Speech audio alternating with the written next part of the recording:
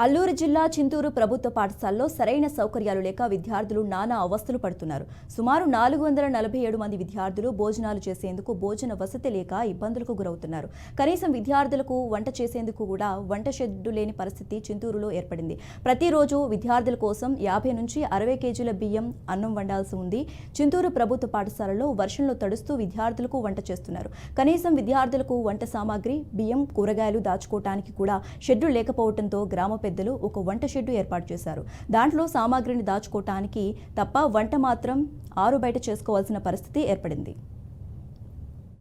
మాకు వర్షం పడినప్పుడు వంట వండడానికి వంట షెడ్డు లేదు. మేము ప్రస్తుతానికి క్లాస్ రూమ్లో తింటున్నాము. కాబట్టి మాకు ఒక డైనింగ్ హాల్ ఇవ్వాలని అధికారుల్ని కోరుతున్నాము. మరి ప్రజెంట్ మాకైతే 447 మంది పిల్లలు ఉన్నారు. ప్రజెంట్ వంట షెడ్ లేదు, తర్వాత డైనింగ్ హాల్ లేదు. ఏమైనా వర్షం వస్తే పిల్లలు ఎండిఎం చేయడానికి కానీ లేదంటే వాళ్ళు వంట చేయడానికి కానీ ఇబ్బందిగా ఉంది. మరి గవర్నమెంట్ వారు కొంచెం దీన్ని గమనించి వంట షెడ్ ప్లస్ డైనింగ్ హాల్ని ఇప్పిస్తే బాగుంటుందని కోరుకుంటున్నాం. ప్రస్తుతానికి గ్యాస్ ఫెసిలిటీస్ తోటి మాకు కల్పించాలండి. కల్పిస్తే మరి గ్యాస్ ద్వారా ఇంకా ఈజీగా చేయడానికి బాగుంటుంది. అంటే మరి సారు మేడం గారు ఉండేటప్పుడు గ్యాస్ ఉండేదట, మరి ఆ మేడం గారు ఏం చేస్తారో తెలియదు. ప్రస్తుతానికి వంట కట్టెలతో వంట చేయడం అనేది జరుగుతుంది. అది ఇన్ టైంలో జరగకపోవడానికి కూడా కాస్త కారణాలు అనేకం అవుతుంది. ఏంటంటే వర్షం రావడమో లేదంటే ఇన్ టైంలో వాళ్ళు దాన్ని చేయకపోవడం కూడా జరుగుతుంది. మరి మాకు గ్యాసు, వంట షెడ్, డైనింగ్ హాల్ కూడా ప్రొవైడ్ చేస్తే గవర్నమెంట్ వాళ్ళు మాకు మరింత సులభతరం అవుతుంది. ప్లస్ ఇన్ టైంలో మేము క్లాసులకి అందరినీ పంపించడానికి అవకాశం ఉంటుంది. మాకు వంట షెడ్ అసలు లేదు.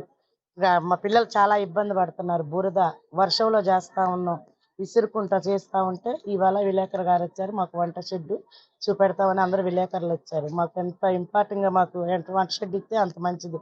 మా పిల్లలు భోజనం చేస్తానికి కూడా ఇబ్బంది పడుతున్నారు. బురదలో పెడుతున్నాం, కనీసం కూర్చో. పశ్చిమ గోదావరి జిల్లా తాడేపల్లిగూడెం అధికారులందరూ అప్రమత్తంగా ఉండాలని ఎమ్మెల్యే శ్రీనివాస్ సూచించారు. భారీ వర్షాలు కురుస్తున్న నేపథ్యంలో అన్ని శాఖల అధికారులు సంసిద్ధంగా ఉండాలన్నారు. మున్సిపల్ కార్యాలయంలో శానిటేషన్ సిబ్బందితో ఎమ్మెల్యే అత్యవసర సమావేశం నిర్వహించారు.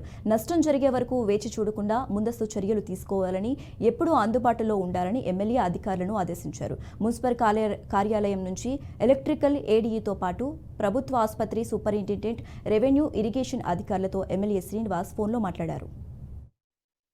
అందరికీ నమస్కారం. ఈరోజు, రేపు, ఎల్లుండ 3 రోజులు వాయుగుండం పట్టింది. దాని క్రమేణా ఇవాళ 3 రోజులు కూడా వర్షాలు భారీగా కురుస్తూ ఉన్నాయి.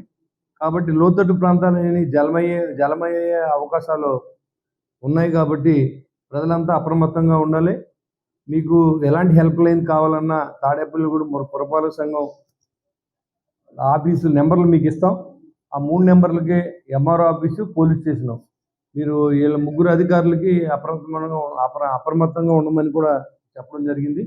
మరి అన్ని వార్డులకి ఇన్ఛార్జీలు వేసాం. అన్ని విలేజ్ల్లో కూడా ప్రభుత్వ సిబ్బంది అంతా కూడా పర్యవేక్షణలో ఉండాలని చెప్పి ఎంఆర్ఓలకి, ఎండిఓలు కూడా చెప్పడం జరిగింది. కాలువను కూడా పూర్తిగా ఆపేయడం జరిగింది. లోతట్టు ప్రాంతాలన్నీ ములకుండా ఆ నీరు వెనక్కి లాక్కుండా లాక్కునే విధంగా కూడా అన్ని ప్రయత్నాలు మనం చేస్తూ ఉన్నాం.